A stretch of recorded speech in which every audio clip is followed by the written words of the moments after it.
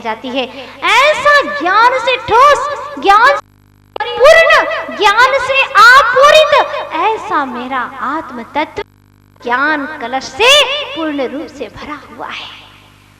ऐसा में ज्ञान स्वरूपी मेरा दूसरा कोई काम है ही नहीं। राग द्वेष तेरा मेरा अच्छा बुरा ये सारी विकल्पनाएं हैं, भटकाने वाली हैं। और सच ये है कि कल्पना करके जीव दुखी होता है, उसकी कल्पना कभी भी काम तो होता नहीं। जो भी होता है वह पुण्यानुसार होता है, वह सिर्फ कल्पना कर हो जाता है। कर्मानुसार उसके कार्य की गति होती है, यह मात्र विचार के दुखी हो जाता है। तो यहाँ पर आचार्य भगवान कहते हैं, आचार्य गुरुदेव ने जिसे आका है, गूथा है अपनी सीधी सी भाषा में, जिसे कि आप लोग भी समझ जाएं। और मुझे तो ऐसा लगता है कि आचार्य जी ने इसका पद्यानुवाद कहीं न कहीं जबलपुर को अपनी नजरों में रख करके ही लिखा। सुनिएगा। मेरा शरीर धन सुत राजधानी, ऐसा सदैव कहता बहिरात्म वाणी। रागादि से रहित हो वह अंतरात्मा, है वंद्य पूज्य परमात्म निर्मल आत्मा, परमात्मा। क्या बात कही है। मेरा शरीर मेरा धन ये किसका है?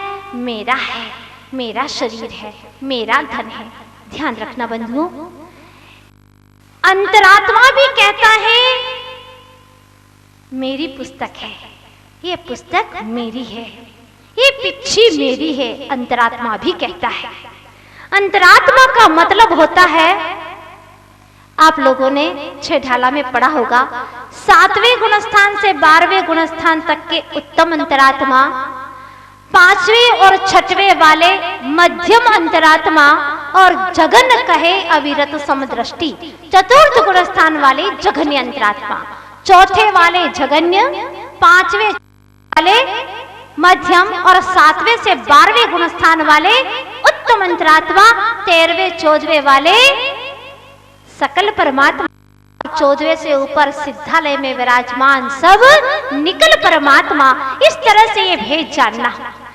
तो अंतरात्मा भी ये कहता है अपनी भूमिका में कि यह पेन मेरा है, लेकिन ध्यान रखना उसमें ममत्व बुद्धि नहीं है। ये मेरा स्वरूप है अथवा मेरे स्वरूप में ये मिला हुआ है, ऐसी मान्यता अंतरात्मा में नहीं होती। जबकि बहिरात्मा में ये मान्यता पड़ी है, ये है तो मैं हूं, ये मेरे स्वरूप में है, ये मेरा है। ये दुख रहा है तो मैं दुख रहा हूं, उसमें तन्मय जैसा हो जाता है। ऐसी परिणति बहिरात्मा जीव की होती है। तो आप एकदम उसको टाइटल मत दे देना किसी को भी बहिरात्मा का। ध्यान रखना, नई विवक्षा लगा करके ही उसे समझना, क्योंकि बिना नए विवक्षा के आपको यह समझ में नहीं आएगा। एक देश प्रेमी ये कहता है, जिसमें स्वजाति भी है विजाति भी है, सब है। देश में स्वजाति का मतलब है हम जैसे जीवात्मा, और विजाति का मतलब है पुद्गल। स्वजाति भी है विजाति भी है। ये देश मेरा है। क्या बहिरात्मा हो गया? नहीं, उसे मालूम है कि ये कथन की शैली है, व्यवहार दशा में मात्र कथन की शैली, इसका एक परमाणु मेरा हो नहीं सकता। देश की बात तो बहुत दूर है। मेरा चिदानंद देश, मेरा चैतन्य देश, उसको छोड़ करके पुद्गल का एक परमाणु प्रदेश भी मेरा नहीं है। तो देश मेरा कैसे हो सकता है? फिर भी कथन में आता है, वो जानता है, मानता है कि ये मेरा स्वभाव नहीं है। और जो वचनावली निकलती है उसमें भी वह सुखी नहीं रहता। उसे लगता है ऐसी भाषा का भी कथन न करना पड़े। ऐसी चिदानंद लीन दशा मेरे जीवन में कब आए?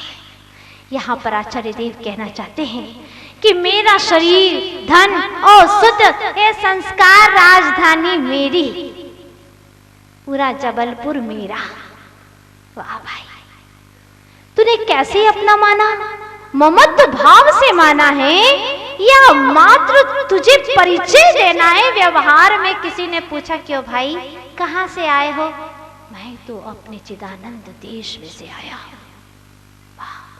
तो यहाँ तो आने का काम ही कहाँ पड़ा? तू तो अपने ही चिदानंद देश में रहा ना, आने का काम ही कहाँ है? व्यवहार दशा में जब पूछा जाता है तो व्यवहारी जीवों का व्यवहार शरण होता है, वैसी ही कथन शैली होती है। इसी के लिए तो नए लगाए हैं, कभी सद्भुत तो कभी असद्भुत।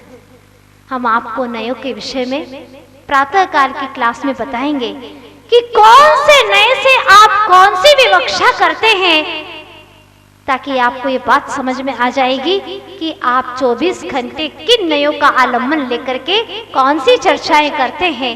आचार्य देव कहते हैं कि आप नयों के आलम्बन से कथन शैली मात्र निर्ममत्व दशा में बात कर रहे हैं, तो अपनी परिणति को स्वयं चेक कर लेना, स्वयं उसका परीक्षण कर लेना।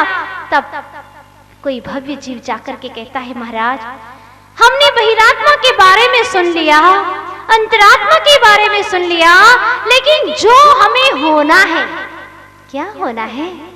परमात्मा होना है। ख्वाब बहुत ऊंचे हैं तुम्हारे, अरमान प्रिय हैं तुम्हारे, लेकिन ऐसी उड़ान भी तो चाहिए। आचार्य देव कहते हैं, सुनो, ऐसे परमात्मा होना है तो अभी से ही कुछ अपना पुरुषार्थ जगाओ। परमात्मा के स्वरूप को मात्र समझना ही पर्याप्त नहीं है। इसके लिए मैं आपको एक देश की ओर ले जाना चाहती हूँ।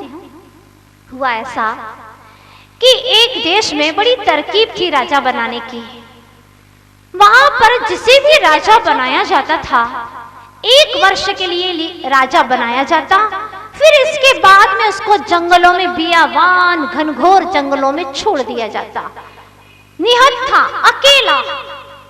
कई राजा गए, लेकिन राजा होने के बाद में बेचारे सब कंगाल हो गए, खाना पीना मुश्किल हो गया, जंगलों में भटक गए, कई तो मृत हो गए। जब एक बार एक राजा को चुना गया, बड़ा विवेकी था, चतुर बुद्धि था, समझदार था, उसने क्या किया, जैसे ही उसको राजा चुना गया, अब राजा को तो सारी अधिकृति अधिकार सभी होते हैं। उसने क्या किया, जैसे ही वो राजा बना, जंगल में उसने सारी व्यवस्थाएं करवाना शुरू कर दी, और 1 साल तक उसने अपनी सारी जंगल में जितनी उसको सुविधाएं चाहिए, सारी सुविधाएं सारी उसने वहां पर सुरक्षाएं अपनी कर ली। जब 1 वर्ष हो गया, उसको राज्यपद से नीचे उतार दिया गया।